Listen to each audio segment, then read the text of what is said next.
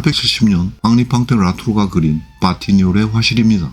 이젤 앞에 앉아 붓을 들고 있는 에두아르 마네. 이제 마네는 인상파의 중심이 되었습니다. 모자를 쓰고 서 있는 오기스트 르누아르, 손에 안경을 들고 있는 에밀 졸라의 모습도 보이지요. 키가 큰 인물이 프레드릭 바지유, 그리고 맨 오른쪽에는 클로드 모네도 있습니다. 언론에서는 에두아르 마네를 인상파의 왕이라고 놀리고는 했습니다.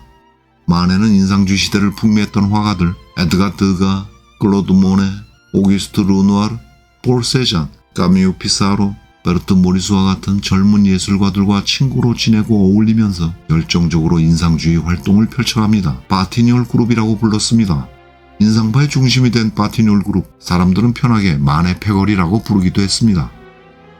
1832년 프랑스 파리의 부유한 가정에서 태어난 에두아르 마네는 명망 있는 판사였던 아버지 오기스트 마네가 원했던 법조인의 길을 원하지 않았습니다.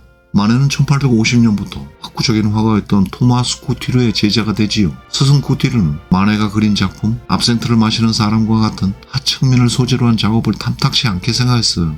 마네는 보수적인 감각의 스승과 멀어집니다.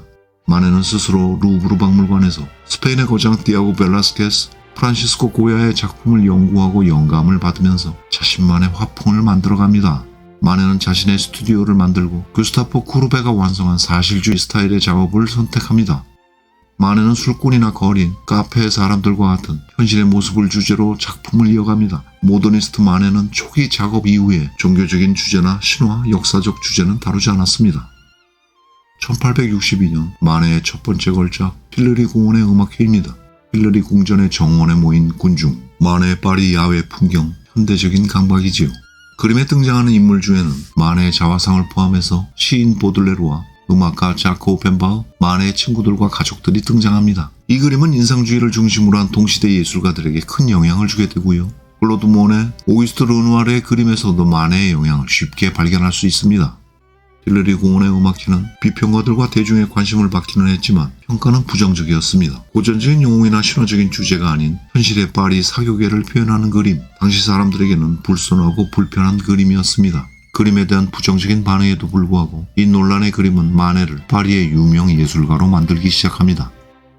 마네는 1863년에 풀바디의 점심 식사로 세상의 주목을 끌었습니다. 논란과 함께 비평가들의 가혹한 비난이 쏟아졌지만 전통적인 관습을 벗어난 표현과 과감한 현실의 이야기는 젊은 예술가들의 열렬한 지지를 받으면서 앞으로 마네에게 다가올 인상주의의 길을 예고합니다.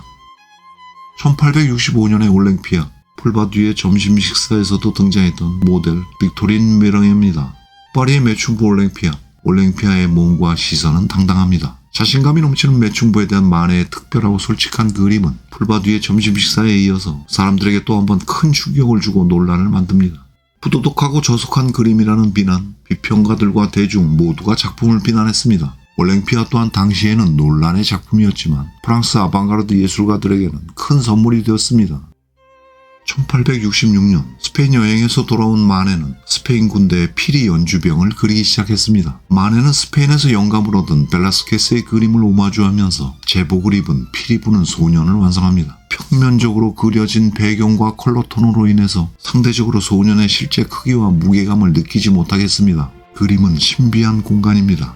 특별합니다. 대담하게 인물이 강조되고 있습니다. 자켓에서 신발까지 선명한 블랙과 붉은색 바지, 흰색의 스트랩, 그림은 평면적이지만 견고하고 생동감이 넘치고 있습니다.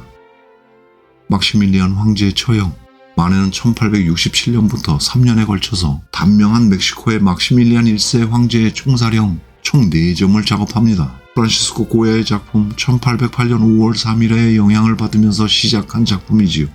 1864년 멕시코를 점령한 나폴레옹 3세가 멕시코의 군사력을 개입하기 위해서 막시밀리안 대공을 황제로 추대하지요. 멕시코에서 내전이 계속되면서 프랑스군을 철수시키기로 합니다. 황제 막시밀리안은 정치적 계략으로 인해 꼭두각시 황제에 불과했고요. 황제의 존재가 불편했던 프랑스는 막시밀리안과 2명의 장군을 군법회의에 회부해서 함께 처형합니다. 총의 상태를 확인하고 있는 오른쪽 병사가 보이지요. 병사에게서는 어떠한 긴장감이나 죄책감도 찾아볼 수 없습니다. 조금 더 관찰해보면 병사는 나폴레옹 3세의 패러디입니다. 나폴레옹 3세가 죽인 것이라고 하는 진실을 그림이 암시하고 있습니다. 당연히 이 그림은 나폴레옹 3세의 통치 기간 동안 파리에서는 전시가 금지됐지요.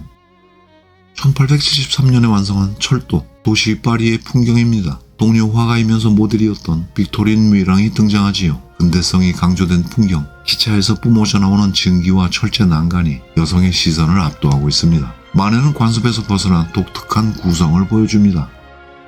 카페 콘서트, 사회 변두리의 여성들이 부유해 보이는 신사들과 어울리고 있습니다. 사람들이 맥주를 마시면서 음악을 듣거나 수다를 떨고 있는 장면. 마네의 카페 풍경은 19세기 파리의 사교 생활에 대한 관찰입니다. 에두아르 마네의 마지막 걸작 폴리 베르제르의 술집. 파리의 상류층 인사들이 많이 찾는 술집 폴리 베르제르. 거울에 비추어지고 있는 흥겨운 술집의 분위기와는 대조적으로 우울한 표정의 젊은 여성 종업원에게서는 삶의 불안과 고독이 가득합니다. 파리를 사랑했으며 파리지앵의 삶을 이야기했던 마네는 폴리제르의 술집을 마지막으로 삶을 마감하지요. 1883년 마네는 파리에서 세상을 떠납니다. 전통적인 기준에서 벗어난 마네의 작품들은 비평가들에게 가혹한 비난을 받고는 했습니다. 그러나 마네는 흔들리지 않았어요. 마네는 계산적인 원근법에 매이지 않았고요. 시각적 효과, 감동을 향한 순수한 미적 즐거움을 찾았습니다. 마네의 걸작들은 역사적인 주제와 신화에 가리워져 있었던 파리의 이야기, 도시생활의 단편이었습니다. 마네는 현대미술의 시작을 알렸습니다. 시간이 흐르면서 미술사 학자들은 마네를 이야기하며 모더니즘의 아버지라 부르기 시작했습니다.